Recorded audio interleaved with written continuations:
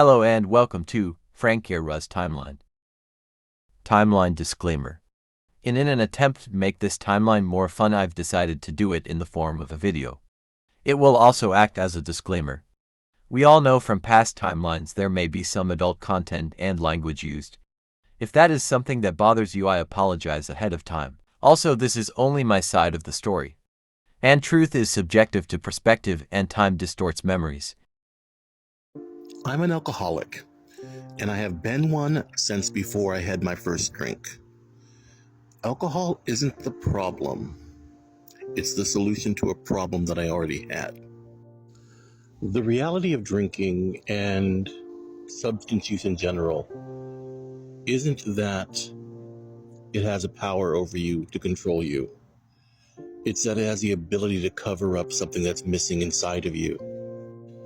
I have been around addicts and alcoholics for a long time now, and the one common denominator is there's something missing that they're trying to fill, that we are trying to fill. There's something broken they're trying to cover up, some kind of pain they're trying to forget, some trauma they're trying to hide from, and the substance works. Until it doesn't.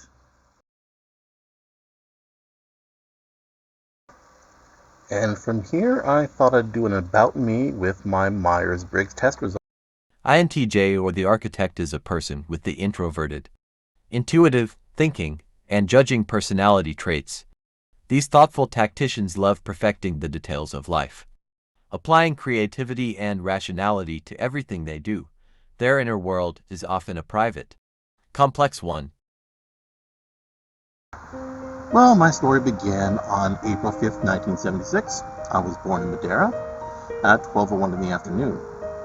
At the time of my birth, my mother was 29 and my father was 50. He had 3 adult children, and my mother had 2 girls, aged 6 and 8. April 15th, 1978 was my earliest recorded memory. I do realize that I wrote down April 15th, 79 by mistake when I was making this. The memory was hunting for Easter eggs and thinking my parents were stupid for hiding them on the sidewalk.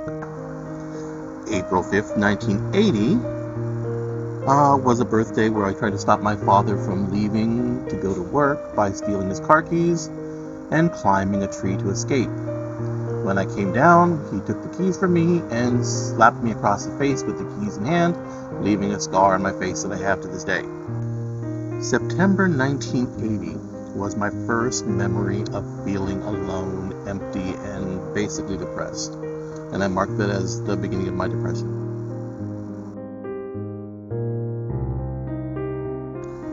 In or around July of 1982, we left Madeira and my father and moved to Sacramento.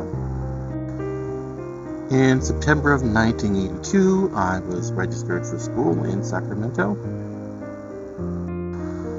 Between 1982 and around 1990, my life was complete chaos. My childhood was a mess of psychological, physical, emotional abuse. But I became very good at compartmentalizing my feelings and separating myself from my emotions. I started high school in 1990, and at the end of my first year, I had a GPA of around 0.52, because I hardly ever went, and my mother didn't really care if I did or if I didn't. The funniest thing I think about with the GPA of 0.52 is I was still ranked like 13 from the bottom, so there were people below me. My childhood can simply be described as chaos. It's not possible to really sum it up without going into so much detail that this would go on for hours. As I said before, though, my high school career was pretty bad to start off with, and the only reason why my GPA was around the 0.52 mark was because I never went. When I actually started going, because I finally made friends that I wanted to spend time with, I finished out with a 4.0. Unfortunately, after finishing high school, I didn't have too much encouragement to further my education. Over the summer, after high school, I didn't really do much. and one of my older sisters took it upon herself to get me a job where she was working. It wasn't anything special or fancy, just a Little Caesar's pizza that was in the neighborhood. But within 3 months, I was promoted primarily because I was trustworthy and competent. I've always been very socially awkward, never knowing how to really fit in with people. So all through my high school, romance was not an option for me. I would almost have a panic attack and overwhelming anxiety if I even attempted to speak with a girl. With time and working, my self-esteem did increase, and after a few months, a girl that ended up becoming my wife started working with me. I've always been very idealistic and romantic, believing that love and happily ever afters actually existed. So in time, I predictably fell in love with her. And like all teenagers do, had a very physically intense relationship. Unfortunately, she had a very traditional Mexican family who did not like her having premarital sex and kicked her out. This was actually a point where I had the thought to end things with her and move on with my life. And I know that sounds really bad. But that thought wasn't entirely selfish. Her parents gave her the option that if she ended things with me, she could come home. And so I debated whether or not I wanted to end the relationship and lose someone that I cared about to better her situation. But instead of ending the relationship, I chose to move her in with me and try to make a life with her. Throughout the year, we had our ups and downs like any relationship, but we were for the most part happy. In time, we were able to reconcile with her family, and they gave blessing for us to get married. On January 19th of 1998, my first child was born, Christopher Alexander Guerra. He was born via C-section, and I do vividly remember the entire day, pretty much minute by minute. Unfortunately, the thing that I remember most about the time was that I didn't feel any emotional connection to him, and I didn't understand why or how that was possible. On February 9th of 2000, my second child was born, Emily Elizabeth Guerra. Again, I remember the day vividly, but I remember feeling deeply connected to her. She came out crying and didn't stop for probably 12 hours. Tried everything to make her calm down, but in the end there was nothing wrong with her. I finally concluded that she was just bothered to have been born. Like, she was comfortable, and we took her out of her warm bath and she did not like it, and just wanted the world to know that she was not happy. She will always be my little princess. On April 7th, 2003, my third and last child was born. Her name is Erica Michelle Guerra. Unfortunately, honestly, I have no memories at all of her birth, and I don't know why. I actually feel really guilty about that. Also in 2003, but much later in the year, I had my first taste of alcohol. Had a few Jello shots, but didn't really get drunk, and didn't really think too much about it after that. Me and my best friend at the time, Daryl, got the band together and had a party and made music and drank a little bit.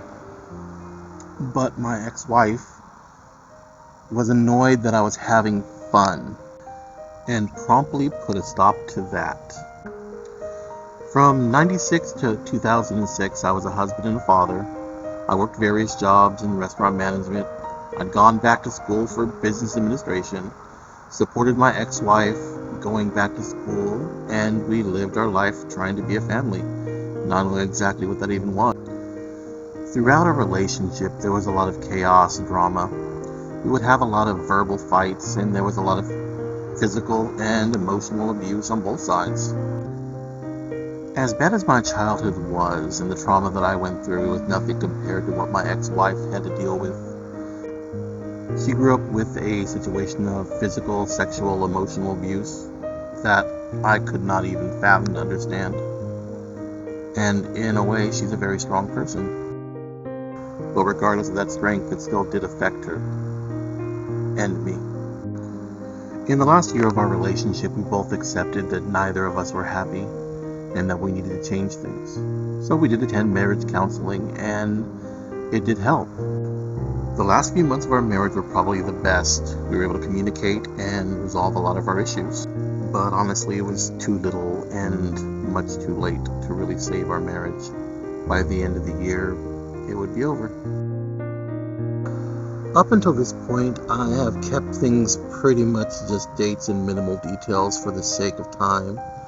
But from here out, I'm going to go a little more into detail about my feelings and the situations that occurred.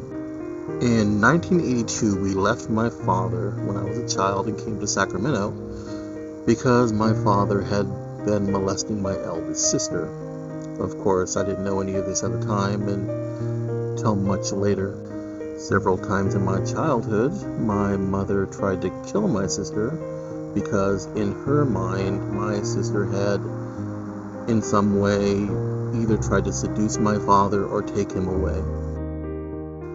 My mother was an alcoholic and suffered from schizophrenia, and in general just a mess of a person who was abused herself by everyone in her life. It was no secret that my mother had always wanted a son, and so I was the favorite. I was also the baby of the family, so my sisters had more reason to resent me. I debated on whether or not I even wanted to say that because it's not my story to tell. But the effects of that did in turn affect me, so it colored who I am. I was the subject of abuse from my siblings to the point where I had a very pronounced speech impediment, which I still have to this day. I would stutter and stammer, and I still have a lisp. I don't believe by nature I'm an introverted person, but by the way I was brought up, I was forced to become one. I've talked about this before in group, but I have a lot of hesitation to express anger and confront people, but it's not because I'm afraid of being hurt, it's because I'm afraid of hurting other people. Not only do I have a very bad temper when it's finally released, I enjoy it.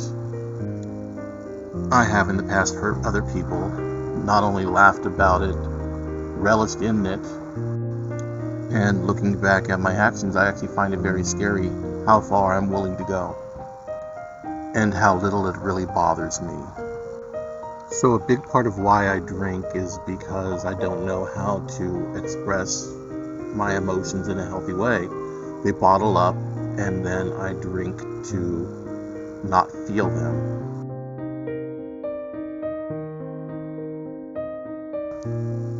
During the period where I was married, I do consider that to be the happiest and most stable of my life. I did get married to the first person that I was ever with, and people do grow and change as they get older, so honestly I believe my marriage was doomed from the start. I don't exactly know when I began to become unsatisfied with my relationship, but I did become satisfied pretty early in it. I resented her for not allowing me to be a young person and doing the things that young people do. At times I was irresponsible and lazy and childish, and in other words, I was any other 20-year-old man. Later on in life, my wife was officially diagnosed with borderline personality disorder, and if you know anything about that, there is a book called Stop Walking on Eggshells, which describes what it's like. We had our ups and our downs and our successes and failures. We lived life like any other couple would. Soon after the beginning of my relationship with my ex-wife, it became obvious that I was horrible with money. I was young and immature and financially irresponsible. So it was mutually decided that she would take charge of the finances for that time being. Towards the end of our relationship, both me and my ex-wife had fairly good jobs making decent money. But I came to realize she had been very irresponsible with the money the day I came home and my new Dodge Durango was repossessed. Now in hindsight, the person that I am right now would definitely ask questions on how this happened and ask for an explanation in detail about how she could possibly let things get this far. But in the time, questions were not something that were really allowed. If I dug deep into her motivations for things, it would just cause more trouble than it's worth. And so my only real recourse was to assure her that I'd be able to fix it and make it better. So I just did that. I took charge of the finances, put us on a budget, gave her an allowance, and within about 2 months, I was in a position where all of our bills were being paid and we were able to save about $2,000 a month. Now, in today's money, that doesn't sound like a lot, but at the time, it was a pretty significant amount of money for us. There is honestly a lot to unpack here, but in the last few months of my marriage, we had gone through marriage counseling, which made things better. We went through financial upheaval, which made things worse. And eventually, my sister and her 4 children moved in with us. Now, my sister had been going through her own relationship issues, and her boyfriend at the time ended up serving, I believe, 15 years in prison for what he did with her. At this point, me and my ex didn't drink too often, but my sister needed to go out and party as a way for her to recover from the trauma she had been living with. And to, in a way, support her and protect her, both me and my ex-wife would go out with her. And that went from maybe once or twice a week to 3 to 4 times a week. On one instance, I came back from the bathroom and I found my wife dancing with another man in a very inappropriate manner. I didn't come and immediately break it up. I stood and watched and waited for her to notice me watching her. When she did notice me, I just turned around and started walking out of the club.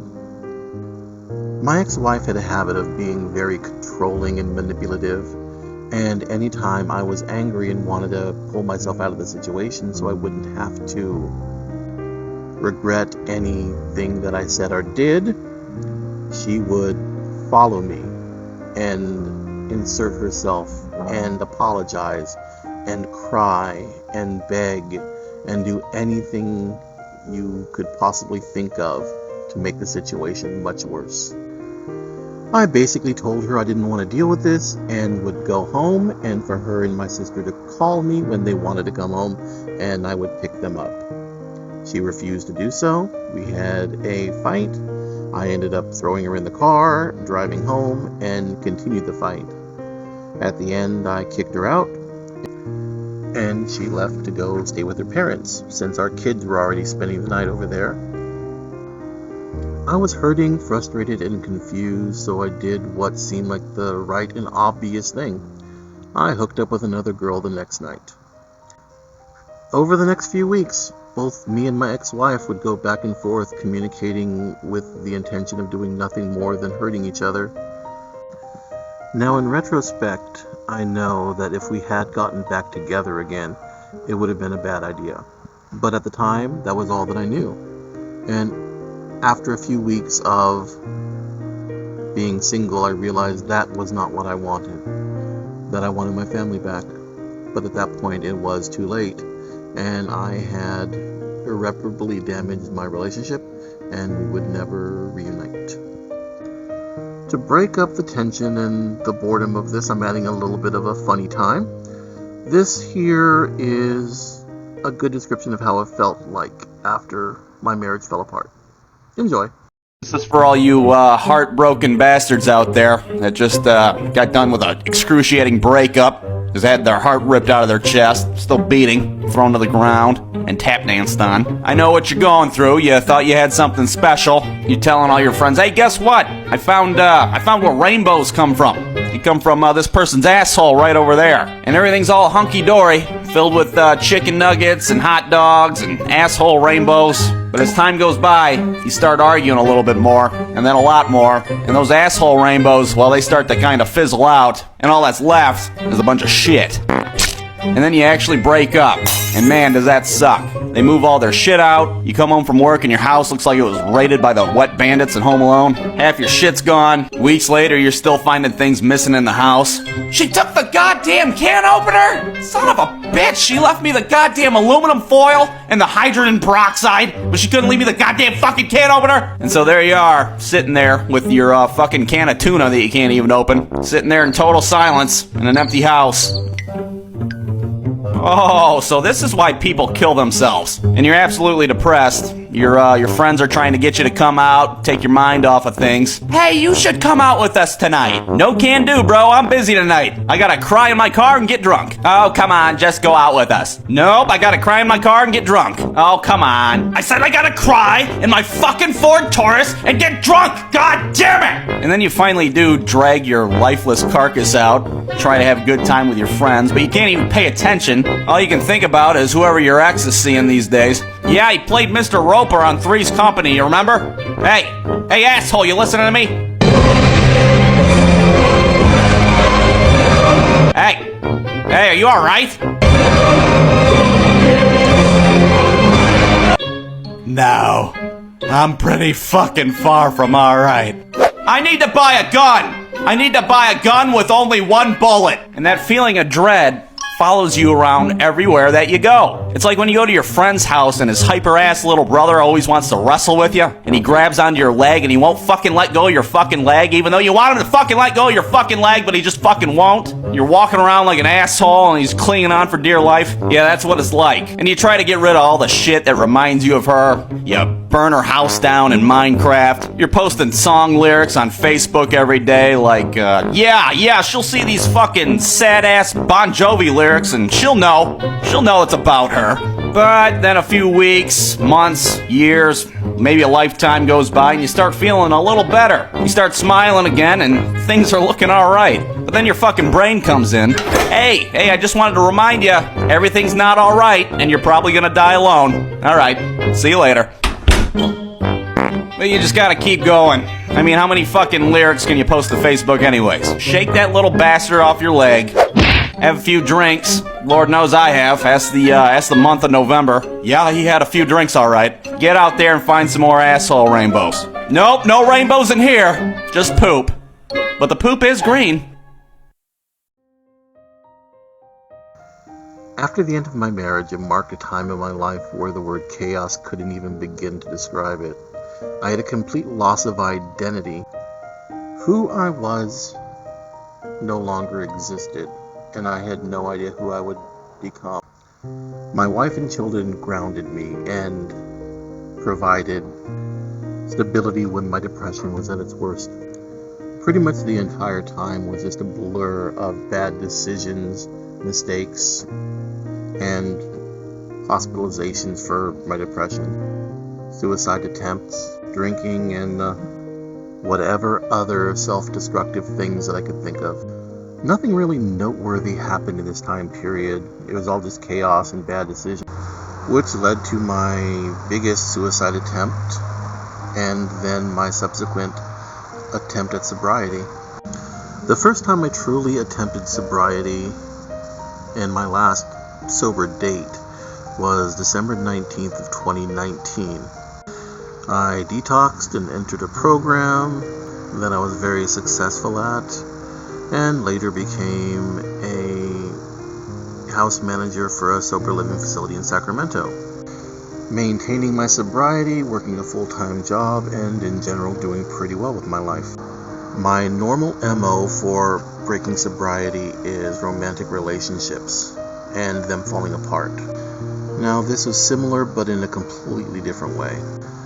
It's kind of a long story, but to summarize, my children have always wanted to have the 23andMe test done, like a lot of people, just out of curiosity to know where they came from.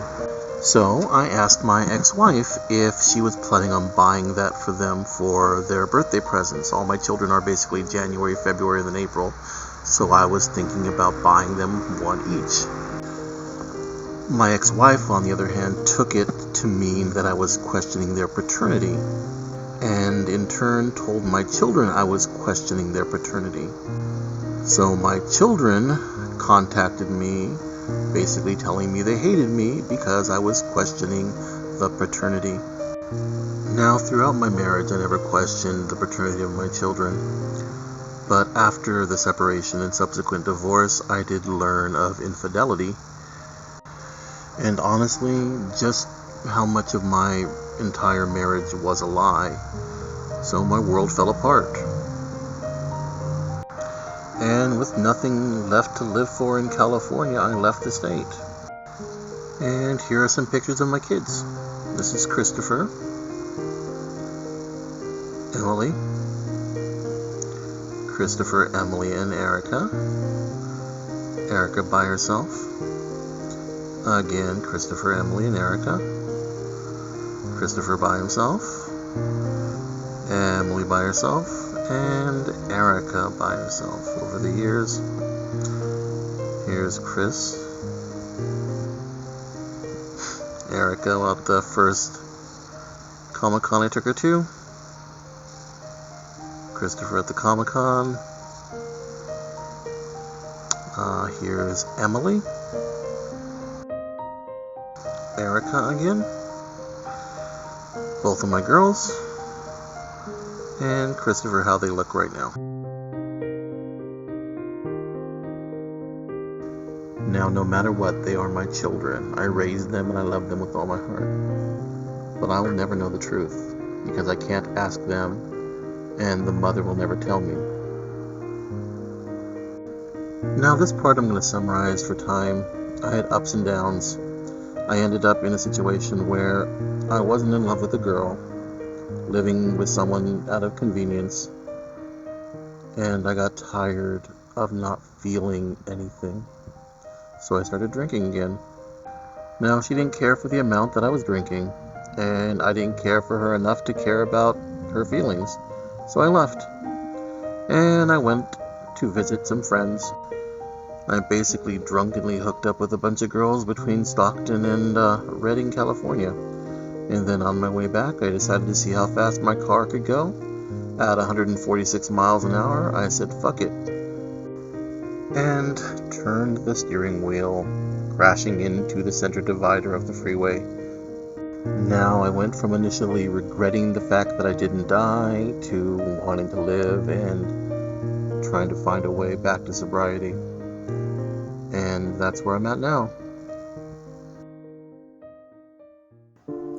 So I've said in the past that I was an alcoholic before I had my first drink, and that's true. The addiction of alcoholic didn't manifest itself until I started drinking, and not even immediately after. It was probably about 5 years after I had my first drink that I was a full-blown alcoholic, or alcohol became a problem for me. My first drink was at 27. At 31, my marriage of the last 13 years had fallen apart, and I had a complete loss of identity. So, little by little, alcohol became something to numb it. It came from initially going out to party, meeting girls, doing what adults do. And then it went to just hooking up and taking girls home and drinking. And then it was to the point where I didn't even care about picking up the girls anymore. It was just, I'm going to drink, because that's all I knew how to do to fill the void that losing my family created. Having a family for me was a really big deal. I remember feeling lonely and abandoned and just not connecting with my family since I was a child. Growing up, my only real desire as an adult was to have a family of my own, so I could finally feel the love and closeness that a family offers. So when I lost that, I lost the only thing I ever really cared about. I know it sounds like I'm trying to make myself sound good here, but it's not. It was an unrealistic fantasy that I had, and when I lost it, I had to come to realization that that's not what I really wanted. Because while I was married, I didn't really want the relationship. Now, I say I was an alcoholic before I had my first drink for one real reason, or many reasons that come down to one. I had all the factors, all of the character traits, all of the genetics that would have caused me to eventually become an alcoholic before I had my first drink. The nature versus the nurture, whatever. It was all there. And if I never had my first drink, I would have became addicted to something else. The hole was always there in me that I needed to fill with something, whether it be relationships, gambling, alcohol, drugs, firearms. I'm sure there could be an addiction to. I don't know.